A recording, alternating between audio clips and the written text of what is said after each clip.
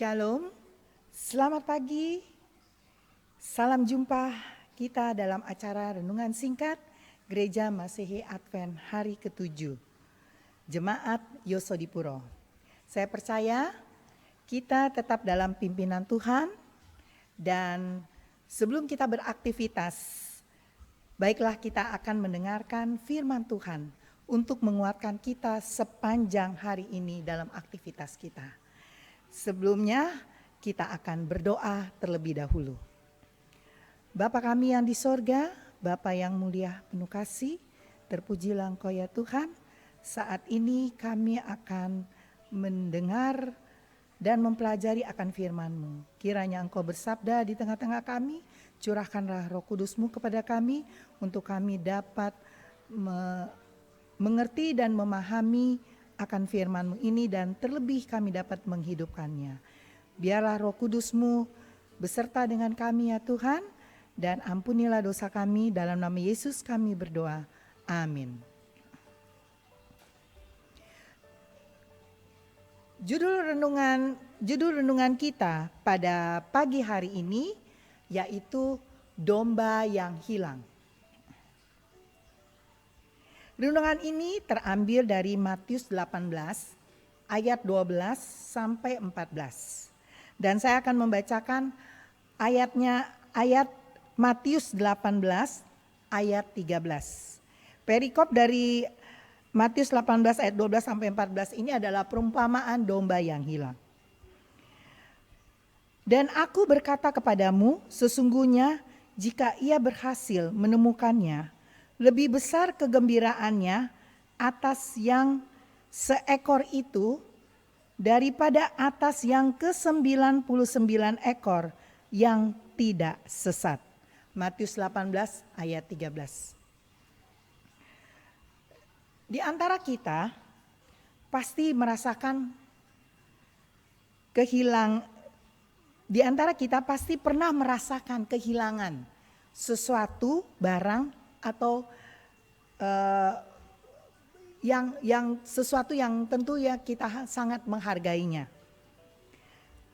Dan tentunya kalau dari hilang itu kita bisa menemukannya, tentu kita merasa senang, bukan? Kita merasa bisa mendapatkannya, padahal hanya satu. Mungkin banyak yang lain. Demikian juga Tuhan mengajarkan kepada murid-muridnya saat menjadi seorang gembala. Ia mengumpamakan tentang domba yang hilang dan bertemu kembali oleh pemiliknya. Jika kamu seorang gembala memiliki banyak domba, tetapi saat itu domba ada yang satu ekor ada yang hilang, atau mungkin domba itu tersesat. Tentunya kamu pasti akan mencarinya. Dan ketika diketemukan satu ekor domba yang tersesat itu, maka tentunya kamu pasti akan senang. Dan kesenanganmu akan lebih besar dibandingkan menggembalakan banyak domba yang tidak tersesat.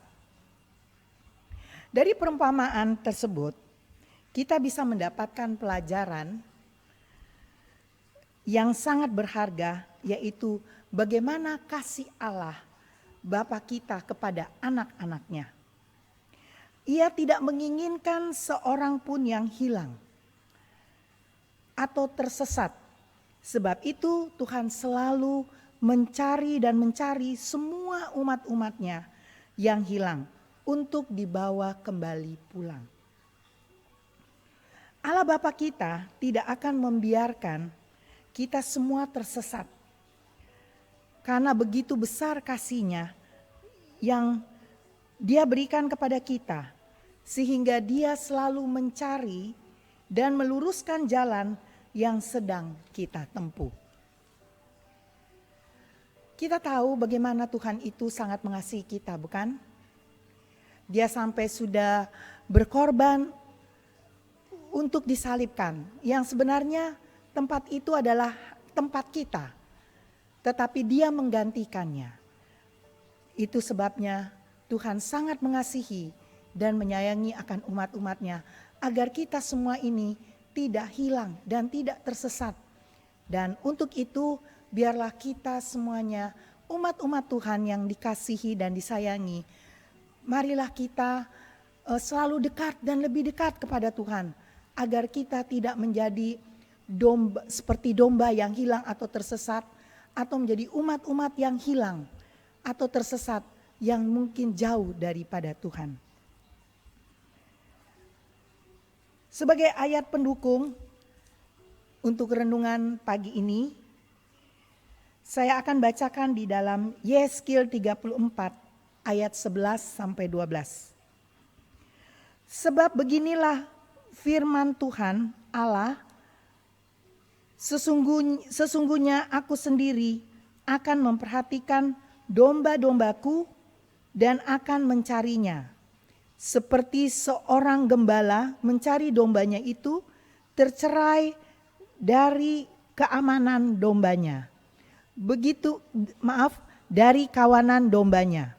Begitulah aku akan mencari domba-dombaku dan aku akan menyelamatkan mereka dari segala tempat kemana mereka diserahkan pada hari berkabut dan hari kegelapan. Luar biasa bukan?